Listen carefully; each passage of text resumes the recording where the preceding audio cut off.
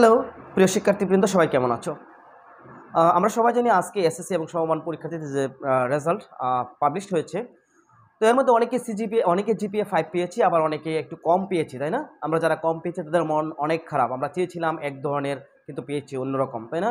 আবার অনেকে আছো একদমই ফেল করেছো। তোমরা যারা প্রথমে বললে যারা ফেল করেছো, মানে একদম মন ঘাবড়ে নেওয়ার কোনো কারণ নাই যে আমার এখানে হয়তো জীবন শেষ। কোনো না কোনো কারণে হয়তো তোমার রেজাল্ট খারাপ আসছে। তুমি আরেকবার চেষ্টা করো, পারবে। তুমিই পারবে, এই পৃথিবী জয় করতে তুমিই পারবে, মনে রাখবা, ঠিক আছে? যারা জিপিএ 5 পেয়েছো, তোমাদেরও বেশি উল্লাসিত হওয়ার দরকার নাই। জিপিএ 5 পেয়েছি মানে আমার জীবন এখানেই একদম আমি সব কিছু অর্জন করে ফেলছি। তোমরা আরও সামনে এগিয়ে যাও, আরও ভালো কিছু করো, সেই শুভকামনা রইল।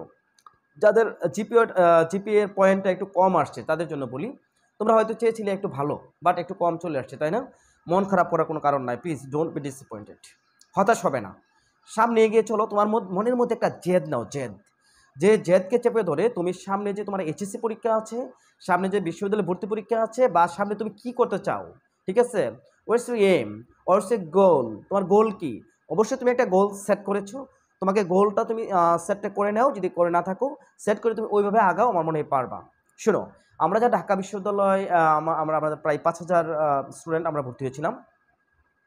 তখন আমাদের অনেক বন্ধুরা আছে যারা জিপিএ 3.5 নিয়ে ঢাকা বিশ্ববিদ্যালয়ে ভর্তি হয়েছে। আবার অনেকে আছে জিপিএ 5 নিয়েও, ঠিক আছে? তাহলে জিপিএ মাত্র 3.5, আবার অনেকে আছে জিপিএ 5 পেয়েছে বা গোল্ডেন পেয়েছে, তারা চান্স পায় নাই। আবার এটা কোনো ভাবার কারণ নাই যে যারা জিপিএ গোল্ডেন 5 পেয়েছে এরা পাবে না, তুমি পাবে। এরা কিন্তু অবশ্যই অনেকটা আগে এগিয়ে গিয়েছে। আমি বলতে চাচ্ছি এটাই, তুমি যদি ঠিকঠাক মতো চেষ্টা করো তাহলে কিন্তু এটা কোনো ব্যাপার না, তুমি রিকভারি করতে পারবা, ঠিক আছে? অর্থাৎ এই যা করেছো, তুমি চেষ্টা করো যে এর চেয়ে আরও ভালো যেন করো, ঠিক আছে?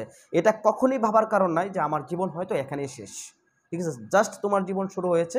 এখন তোমার জীবনকে তুমি কীভাবে বুস্ট করবা, সামনে এগিয়ে নিয়ে যাবা, এটা কিন্তু তোমাকেই করতে হবে। সো এই সময়টার মধ্যে, এখন যে তোমরা ইন্টারমিডিয়েটে পড়বা, এই সময়টা খুবই গুরুত্বপূর্ণ একটা সময়। এই সময়ের মধ্যে তোমাকে কিন্তু কোনো প্রকার টাইম ওয়েস্ট করা যাবে না। Please don't waste your time. তোমাকে you have to be punctual. তোমাকে পাংচুয়াল হতে হবে। ইউ শুড বি ইন্ডাস্ট্রিয়াস, ঠিক আছে? You should be industrious, I mean active হতে হবে, ওকে? এবং ডিসিপ্লিন হতে হবে, ঠিক আছে? এবং একই সাথে আরেকটা কাজ করতে হবে, সিনিয়র বাবা মা বা টিচার যারা আছে তাদের প্রতি অবিডিয়েন্ট হতে হবে। যাই হোক প্রিয় শিক্ষার্থীবৃন্দ, আমি যেটা বলতে চাচ্ছি যে তোমরা যদি ভালো রেজাল্ট করতে চাও তাহলে কিন্তু তোমাদেরকে পরিশ্রম করতে হবে, যে মূল কথা হলো যেটা, ঠিক আছে? হাউএভার, এবং তোমরা যারা ইংলিশে দুর্বল, তোমাদের জন্য নতুন একটি কোর্স চালু আছে, স্পোকেন ইংলিশ কোর্সটি। এই কোর্সটি তোমরা করে নিতে পারো, চাইলে আমাদের এখান থেকে করে নিতে পারো। সবার জন্য শুভকামনা রইল, সবার জীবনে তোমরা সাইন করো, সেই শুভকামনা শেষ করছি। আল্লাহ হাফেজ, আসসালামু আলাইকুম।